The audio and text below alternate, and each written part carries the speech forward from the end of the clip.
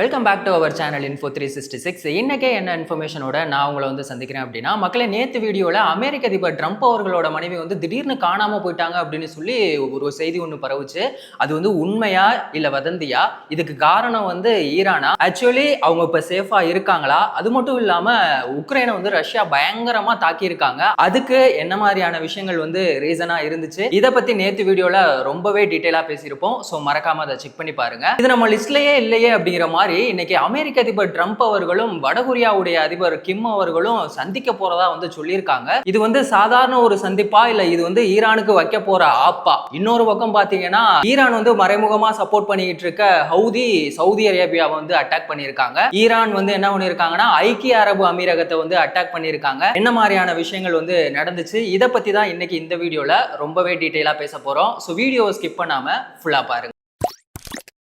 பொதுவாக பார்த்தீங்கன்னா, நம்ம பக்கத்து வீட்டுக்கும் நமக்கும் ஆகவே ஆகாது. எப்போ பாரு சண்டை ஓட்டுக்கிட்டே இருப்போம். அந்த மாதிரி தான் வடகொரியாவுக்கும் தென்கொரியாவும் ரொம்பவே பக்கத்தில் தான் இருக்காங்க. ஆனால் ரெண்டு பேருக்குமே ஆகவே ஆகாது. அமெரிக்க அதிபர் ட்ரம்ப் அவர் என்ன பண்ணிட்டாரு அப்படின்னா, தென்கொரியா கூட சேர்ந்துட்டு நம்ம ரெண்டு பேரும் ஏன் இந்த ராணுவ பயிற்சியெல்லாம் எடுக்கக்கூடாது அப்படின்னு சொல்லி ரெண்டு பேருமே ரொம்ப வருஷமா இந்த ராணுவ பயிற்சியெல்லாம் பண்ணிட்டு இருந்தாங்க. இது வடகொரியாவுடைய அதிபர் கிம் அவருக்கு பிடிக்கல. அவர் ரொம்பவே காண்டாயிட்டாரு. ஆத்தி இவர் காண்டாயிட்டாரு அப்படின்னா நமக்கு அது நம்மளோட சோழி முடிஞ்சிடும் அப்படின்னு சொல்லிட்டு இப்போ அமெரிக்க அதிபர் ட்ரம்ப் அவர் என்ன பண்ணிட்டாரு அப்படின்னா, தென்கொரியா கூட இருக்க அந்த ராணுவ பயிற்சி எல்லாத்தையுமே மொத்தமா ஸ்டாப் பண்ணல, ஆனா பாதியா குறைச்சிட்டாரு. நான் அப்படியே ஷாக் ஆயிட்டேன் அப்படிங்கிற மாதிரி இப்ப தென்கொரியா ரொம்பவே ஷாக்கிங்கா இருக்காங்க. சரி, ஓகே, இப்போ அமெரிக்க அதிபர் ட்ரம்ப் அவர்களும் வடகொரியாவுடைய அதிபர் கிம் அவர்களும் எதுக்காக சந்திக்கிறாங்க அப்படிங்கிறத கொஞ்சம் நம்ம டீட்டெயிலா தெரிஞ்சுக்கலாம். அவங்க சந்திக்கிறது இதுதான் ஃபர்ஸ்ட் டைமா அப்படின்னு கேட்டா கிடையவே கிடையாது. இதுக்கு முன்னாடியே ரெண்டு பேருமே சந்திச்சிருக்காங்க. ஆனா அந்த ஒரு சந்திப்பு அப்படிங்கிறது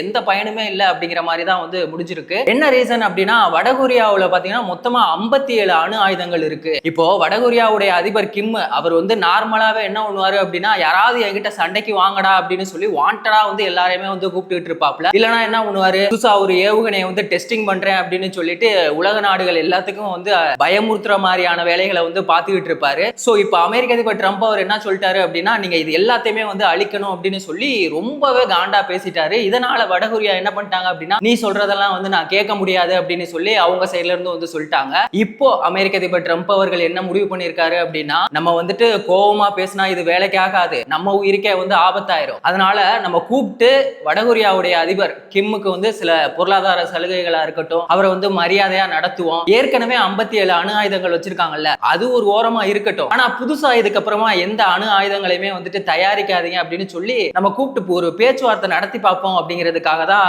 இந்த ஒரு சந்திப்பு அப்படிங்கிறது நடக்க போகுது. இது எப்போ நடக்குது அப்படின்னு சொல்லி பார்த்தோம்னா, நவம்பர் மாசத்துல, அதுவும் சீனாவுல நடக்க போற ஒரு முக்கியமான மாநாட்டுல தான் இந்த ஒரு சந்திப்பு அப்படிங்கிறது நடக்க போகுது. அமெரிக்க அதிபர் ட்ரம்ப் அவர்களுடைய பேச்சை வடகொரியாவுடைய அதிபர் கிம் கேட்பாரா இல்லையா அப்படிங்கிறது இப்போ வரைக்குமே டவுட்டா தான் இருக்கு. அமெரிக்க அதிபர் ட்ரம்ப் அவர்கள் இன்னொரு விஷயத்த சொல்லியிருக்காங்க. போன ஆட்சியில மட்டும் நான் இருந்திருந்தேன் அப்படின்னா அந்த அணு ஆயுதங்கள் எல்லாத்தையுமே அழிச்சிருப்பேன் அப்படின்னு சொல்லியிருக்காரு. இது உண்மையிலேயே வேடிக்கையான ஒரு விஷயமா தான் இருக்கு. அப்புறம் ஏன் இப்போ வடகொரியாவுடைய அதிபர்கிட்ட போய் கெஞ்சிட்டு இருக்கணும் அப்படிங்கிற மாதிரியான விஷயங்கள் எனக்கு தெரியவே இல்லை. இன்னொரு பக்கம் என்ன இருக்கு அப்படின்னு சொல்லி பார்த்தோம்னா, ஈரான் பணமா இருக்கட்டும் இல்ல அணு ஆயுதங்கள் எல்லாத்தையுமே கொடுத்து ஹவுதிக்கு பயங்கரமா சப்போர்ட் பண்ணிட்டு இருக்காங்க. இப்ப ஹவுதி திரும்பவுமே சவுதி அரேபியா அட்டாக் பண்ணியிருக்காங்க. சவுதி அரேபியா என்ன பண்ணிருக்காங்கன்னா, 8 எண்ணெய் கப்பலை போயிருக்காங்க.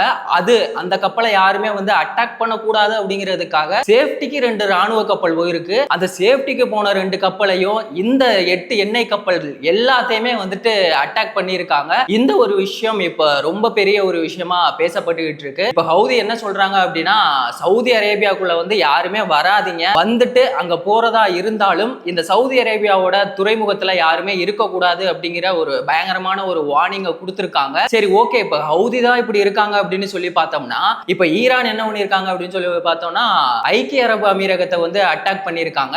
அட்னாக் அப்படின்னு சொல்லக்கூடிய ஒரு முக்கியமான எண்ணெய் நிறுவனத்தை அட்டாக் பண்ணியிருக்காங்க. இந்த அட்னாக் அப்படின்னா என்னன்னா, அபுதாபி நேஷனல் ஆயில் கம்பெனி. இது ரொம்ப பெரிய ஆயில் கம்பெனி. இவங்களுடைய முக்கியமான வேலை என்ன அப்படின்னா, இப்போ பூமிக்கு அடியில இருந்து இவங்க எண்ணெயெல்லாம் எடுத்து அதை சுத்திகரிச்சு பெட்ரோல் டீசலா மாத்தி மற்ற எல்லா உலக நாடுகளுக்குமே சேல்ஸ் பண்ணுவாங்க.